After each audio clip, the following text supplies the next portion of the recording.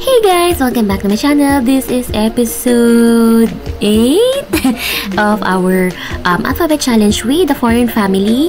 Melody, Christopher, si Alex, at si Lucky. So, konting recap. Last time, nag-beach ang family. At sa pagbe-beach nila na yun, naiwan si Melody doon. Nagpaiwan siya doon. Ngayon tuloy, sa sofa siya natutulog. Ang katabi tuloy ni Christopher ay si Lucky. Pero cute, di ba? So cute! Anyway, I think they're happy naman. A little bit dirty yung feeling ni Melody. Pero I'm sure they're very happy sa kanilang last vacation or family outing, kumbaga. Okay, so ang goal ko ngayon, palitan to dahil nakailang sunog na tong aming lutuan dito. So papalitan ko lang. Siguro kailangan mamahalin. Tsaka bukod kasi doon, isa siya sa goal dito. So at least kahit papano, ayan, mas maayos siya. So, grabe, ang aga-aga nagluluto na si Melody. So cute! Ang cute nito! Hindi, natutuwa lang ako. Ay, papasok na kagad pala si Christopher. Okay, sige, di bale. Parang hindi ka pa nakaligo, Christopher. Maligo ka muna kaya. Ayan, naligo na siya. Wait, si Christopher ba yun? Ay, si Melody pala yung naligo. Si Christopher, ayun, nag-shower din naman pala. Ay, mag-birthday na pala si Christopher. O, sige, bibili tayo ng cake. Ngayon, ay, si Alex din. Okay, so, ay, birthday din ni Lucky. Oh, the boys. Ang boys ng house. Birthday nila. So, i-ready ko lang yung things. Siyempre, si Alex muna. Alam ko, mag-birthday na siya. Tapos, ano ba pwede kong gawin kay Alex? Siguro magpapaparty na lang ako kay Alex. Tapos, kay Lucky kaya. Siguro, i-gift ko na lang kaya siya ng friend or kapatid. No, what do you think? Maghanap kaya ako?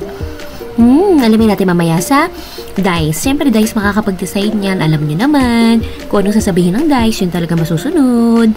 Okay, so, kung ano man sagot ni dice, hopefully, pumabor siya sa gusto ko na magkaroon ng kapatid sila. Oh, tingnan niyo ba wallpaper, newspaper. Akala ko dinala niya. Ano lang pala, nagbitbit ng laruan. Okay, so ipapasyal ko muna si Lucky. Lucky, let's go! Layo ng pasyalan namin. Actually, naghanap ako dito ng pinakamalapit namin pwedeng pasyalan ni Lucky. Pero, may nakita kasi akong magandang location dito. Ito sana, meron kasi ditong competition sana. Ipapanalo ko sana si Lucky. Yun sana yung magiging gift niya.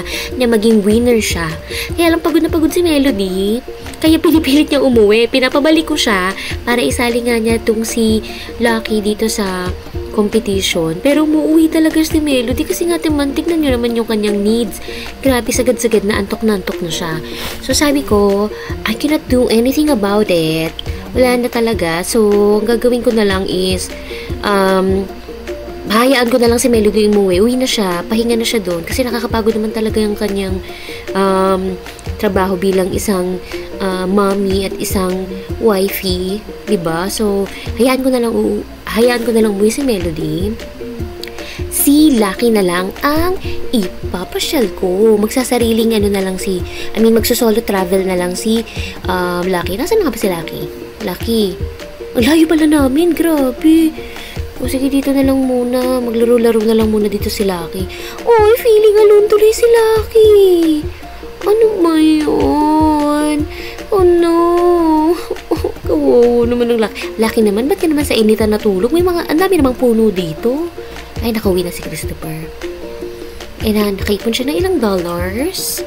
Wawa naman si Lucky ko. Pero sige, punta tayo dito. Ayan, may tao na, sakto.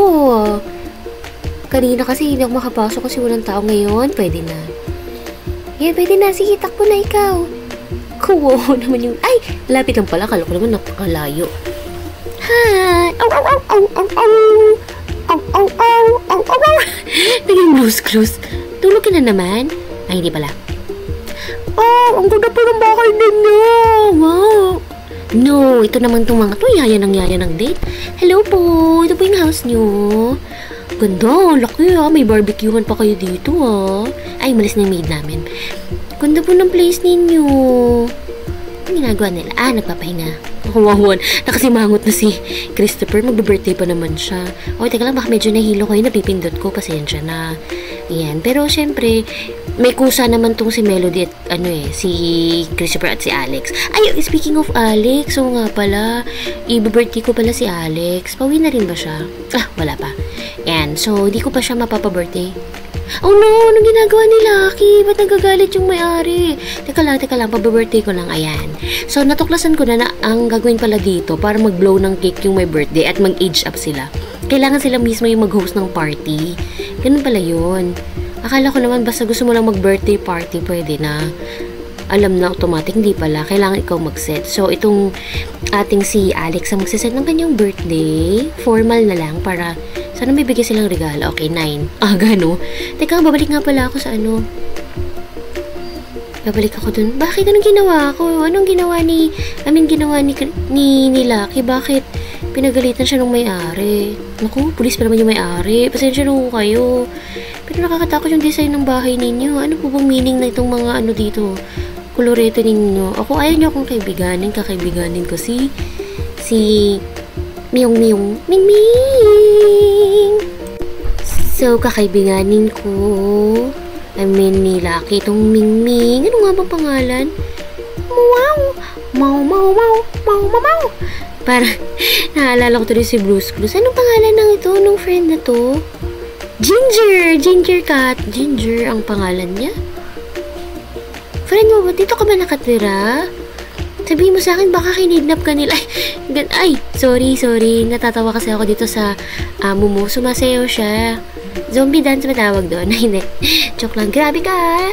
Agatin ka na dyan. Ay, wag kang mangagat. Hindi ka naman langgam. Ayan. O, sige. Hindi na. Okay. Oh, no. Lucky. Bakit ka naman dyan? Ano ka ba? Nakakaloka. Tumakbo na kaya. Kakahiya. Baka makita nila mo. Tumakbo ko na para ibintang nila sa joke lang, sa alaga nila. Okay, so tulog na sila. Ay, ang cute ni Alex. Ay, my goodness. Ngayon ko lang na-realize na ang kasunod nga pala nitong pag-birthday nga pala ni Alex, teenager na. Oh my gosh. O, teka lang, magro-roll dice lang ako. Saglit ha. Mag-aalaga ba ako ng isa pa para kapatid ni Lucky? Let me see. According to the dice, let's roll it. Okay. Actually, hindi ko alam kung ba't di nakita dito. Pero lumabas doon, no? So, hindi daw pwede. Hindi pa din. So, solong pet lang si Alex. Ay, si Lucky. Lucky! Alas 8 na. Nasa galaan ka pa. Mag-alas 9 na. Uwi ka na, ha? Hala, napakalayo pala ng bahay. Oh my gulay. Ang layo nga pala nito. Bawal ka pa naman sumakay ng taxi. Ano na yan? Ang layo na tatakbuhin mo. Adi, hayaan mo na. Para pagdating sa bahay, pagod ka. Oh my God. May sementeryo. Ang tagal mag-load ng park. O at least alam na natin nandito pala yung sementeryo. Uy, ganda ng bahay nito. Haba ng pool. Grabe yung lakwatsa. Uy, ang ganda nito. Bahay ba to? Laki fairness. Yan dapat ang kinakib. Ay, ano to? Sementeryo na naman. Nakakatakot naman tong lugar na to. Hala, alas 11 na. Kawawa naman si Lucky. Naku, Lucky. Okay, adventure mo yan. Total, pag mag-i-age up ka, magiging alert dog ka na. Mahirapan ka na magtatatakbo. So, ayan, magiging magandang memory mo yan, ha? Asan na si Lucky? Nakauwi na ba? Ay, nandito pa. Ayan na. Ayan. I'm sure nagutom siya. Ay, gusto pong maglaro ni Lucky. Ay, yun, kakain na. So, gusto niya lang muna maglaro saglit. Pero tanggalin ko muna, kain na lang muna. After niya kumain, matutulog na siya. Kasi sobra na yung paglalaro niya for this, actually, the next day na. Yung alauna na eh. Okay, so ready ko na si Christopher. Pababasahin ko rin pala si Melody para ma-enhance ang kanyang isipan dahil writer siya. Okay, ugasan natin yung mga dumi. Yan. Ba't ako po, nakasimangot na si ayan, naligo siya. Okay, naliligo si Alex. Actually, gusto ko sanang gamitin tong notepad na to. Wala pa akong nade-develop na skill ni Alex. Hindi ko alam kung paano ko to i-develop. Kasi kailangan may mastery of skill. Isa yun sa goal, di ba? Hanggang ngayon, wala pa rin siyang mastery of skill. Ay, Ang cute niya, Loki. Laro na siya ng konti. Sorry, Alex, sorry. Ay, ano to? Ayaw nga pala. Hindi ko alam kung napansin ninyo, pero may announcement kasi dito na very good student si Alex. Ano siya? A student. Basta ano siya, very good na student siya. Kaya I'm very happy. I'm so proud for you. I'm so proud of him pala for Melody and Christopher. Ay, kinuha niya yung pagkain. Ayan. Ito naman kasi si Melody. Ito naman po kung saan nandun yung pagkain ni Alex. Ay, ala, magpa-birthday na siya. Wait lang, may pasok ka, diba? Uy, ready ko nga. Saglit lang nga. Okay, so mag-ayos lang ako dito. Ipopost ko lang ng saglit ito ha. Kasi ang hirap mag-arrange nito. Alam niyo naman sa Sims, diba? Very detailed. So, ayusin ko lang yung decoration. Tapos, ipi-play ko na ulit. Okay, so, I decide dito na lang yung catering ulit. Diyan na lang. Mas madali kung nandito sa loob para konti lang yung, malilinis ko kaagad kung may concern. Pag nasa labas kasi, ang dami pang lilinisin, kalat pa. So, mag-hire lang ako ng konting help like magicians and entertainers. Babysitter pala. Kukuha din ako kasi kailangan talaga may babysitter. So, konting-konti na yung pera namin. Sana mag-improve pa yung writing ni Melody. Hindi ko alam kung paano may improve. Kumain na kagad. Wala pang bisita, kinain mo na. Ito naman talaga, oh. Okay. So, gutom na siya. Nagagalit siya. Pasensya ka na, Melody, ha. Ayan na! Dumating na yung guest. Hi! May dala pa kayong gift? Kasi birthday itong pinuntahan nyo, eh. Parang wala kayong dalang gift. Tsaka formal. Para namang naka-ano ka. Siguro formal na yan. Formal nilagay ko, diba? Kaya nga, tignan mo, ganda ng damit namin. Ay, buy mo na. Ganda ng damit niya, oh. So cute. Ang galing ko pumili, char. Ang galing ng pinili ko. Very attractive yung color ng damit. Ano to? Bakit ganito? Bakit may hearty hearts? O sige, ano yan? Friendship, love. Itong magician, nandito na naman sa labas. Nasa loob po kayo sana. Teka lang, bakit? Ano problema? Pwede sila makaupo. Wait nga, teka, edit ko lang. Ay, tinawag na ako ni Melody. Dito sila makaupo. Teka lang, ayusin ko nga. Bakit di makaupo? Anong kailangan kong gawin? May space naman. Para sa... Tanggalin ko na nga ito. Lagay mo na sa attic. Naku, minsan pa naman umaakit sila dito para dito kumain. Yan. Dapat yata tanggalin ko yung hagdan. Nalipat ko lang ng konti mga kalat. O, ayan, siguro naman makakakain na kayo. Grabe naman. Paghila lang na hagdan, hindi kayo marunong. Anong klase yun? Yan, o sige. Teka lang, dito na lang. Ayusin ko lang, ha? Dito na nga lang. Wait. Ito kaya pinopost ko minsan kapag nagde-decor eh. O, ayan. Pwede na? Carry na? Makakaupo na kayo? Hilain nyo lang. Ito naman, gusto nyo sobrang luwag ng space. O, ayan. Kaya nyo na yan, ha? Bet na yan. O, kung ayaw nyo naman dyan, o, dito na lang. O, magre-reserve na rin ako ng upuan dito. Ayan. Bakit kasi dami ko in-invite? Pwede namang konting tao lang. Ayan. Pwede na ha. Paharang pa. Hindi ko rin mailagay upuan. Ayan. Sige. Sige. Pwede na kayo kumain. Sige na. May regalo ba kayo? Kakanta pa tayo ng happy birthday. Wait!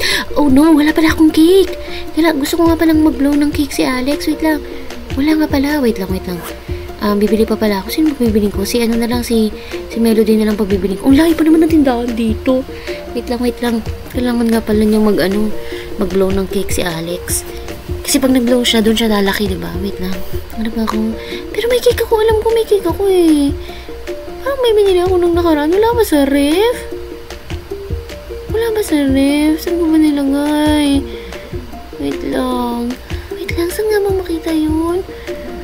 O sige, hayaan mo na. Kung hindi ko man mahanap dito, hayaan ko na, pabibili ko na lang sa Melody. Kasi parang hindi ko alam kung nasaan eh. Saan ang bilihan ko dito? Ano to?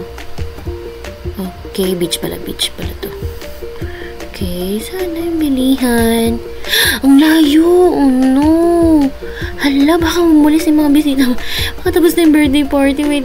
Bye. Shop. Okay. Oh no! Saan na?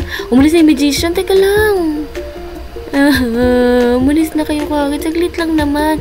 Huwag ka nang maghugas, Melody. Nagmamadali nga tayo para makabili ka ng cake eh. Wait lang. Huwag mo na kayo malis ha. Mabalik ako. Hala, nagbabay na yung mga guests ko. Hala, hala. Ano ba naman to? Bakit ko ito ba ginawa ko? Wait lang. Ayan, yan. Hello? Hi? Pabili po ako, pabilan nyo. Ipagbilan nyo ako ng cake. Cake. Saan na? Saan bird cake? Saan na? Or crap. Oh, wait. Tapos cake. Asan na yung cake? Wait, cake. Yan. Bakit naman ang pangalan ng cake? Okay, bilisan mo, Melody. Ay, baka pag naglakad ka, parang ano lang wala tayong hinahabol na oras. Pauwi na yung... Oh no, wala nang bisita. Ay, meron pa naman. May konti pang bisita. Benta, balik na to para malinis na. Sana. Oh no. Oh no, yan. Ilabag na cake. Sana. Paano ba tayo labag? So, yung bag. Cake. Ayan. Hindi kaya siya. Ay, dito na nga sa counter. O, dito na kayo lahat. Ang kalat kasi ng lamesa. Dito rin mailapag yung cake. Yan. Blow mo na, Alex. Panoorin nyo kami. Kantahan nyo siya ng birthday song. Happy birthday. Alex, dito. Ayan. Ay, bakit naman ang background ko? CR, wait nga. Taas pa yung wall. Bakit naman? Teka lang. Mamaya mo na i-blow. Ay, ang cute. Nakita nyo, nakatungtong siya sa upuan. Ay, tapos na. Saglit lang pala. Na-blow niya na. Tapos na, hindi na tuloy nakita, tumungtong siya sa phone. Rewind din na lang. Happy birthday, Alex! Tututut! Anak, I'm so happy for you. I'm so proud of you. At you're so proud of me, I'm sure. Kasi nakabila ako ng cake. Taran! Oh, pwede ako mamili. Oh, very good yung skill niya. Future success, yan ang sinasabi ko. Kailangan maganda yung kanilang yung kanilang improvement para sa future success. Ambitious. Lagyan natin. Ano ba ako naman? Oh, ang cute ng damit niya. Siguro papalitan ko na lang yan sa susunod na episode. Or sa susunod na laro ko. Pero ngayon, I'm very, very happy. Nag-birthday na si Alex. Teenager na siya. Konting-konti na lang. Machuchugi na si Melody at Christopher. Hindi, biro lang. Pero ganun nga mangyayari. Di ba ganun ang ruling. At hanggang ngayon, hindi pa rin ako pinabibigyan ng dice na magkaroon ng butler. So, good luck na lang. Pero kayang-kaya yan. Again, thank you so much for watching. Until next time. Bye-bye!